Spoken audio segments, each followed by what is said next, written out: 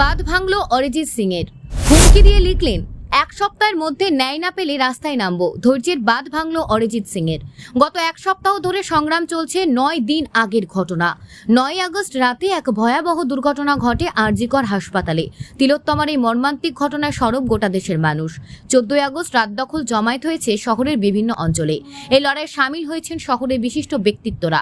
এই লড়াইতে কেউ রাজনীতির রং লাগিয়েছেন, আবার কেউ বলছেন এই লড়াই সম্পূর্ণ অরাজনৈতিক। এত আন্দোলনের মাঝে কয়েকদিন আগে ভাইরাল হয়েছিল অরিজিতের একটি ভিডিও। সেখানে মঞ্চে গায়ককে বলতে শোনা যায় যে তারা একটি সংস্থা লোগো লঞ্চ করেছেন। সংস্থার নাম অ্যান্টি রেপ। যদিও এর প্রতিবাদ মিছিলের পরেও এখনো কোনো উত্তর পাওয়া যায়নি। এবার এই ঘটনায় বেজায় চটলেন অরিজিৎ। হুঁশিয়ারি দিয়ে নিজের এক্স হ্যান্ডেলে বিরক্তি উগরে দিলেন তিনি। আরজিকর ঘটনায় নিজেদের এক্স হ্যান্ডেলে কি লিখেছেন গায়ক? তিনি লেখেন, দয়া করে আমায় আগেই যা বোঝানোর বুঝিয়ে দিন। রাস্তায় নামলে আর কিছু বুঝবো না। সেই সঙ্গে আগামী 7 দিনের মধ্যে রাস্তায় নামার হুমকিও দিয়েছেন তিনি। অরিজিৎ সাধারণ কোনো রাজনৈতিক সামাজিক বিষয় খুব একটা মন্তব্য করেন না।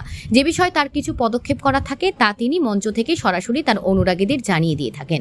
যে জিয়াগঞ্জে স্কুলে নির্মাণ হোক কিংবা মঞ্চে শিল্পীদের নানা সমস্যা তুলে ধরা, এলাকার পরিস্থিতি হোক কিংবা গানের হাল হকিকত, অরিজিৎ যা বলা স্পষ্ট জানিয়ে দেন। এক্ষেত্রেও তাই নতুন পদক্ষেপ করে আবারও প্রশংসার নজরে স্বপ্নের গায়ক ক্ষোভ উগরে দিলেন অরিজিৎ।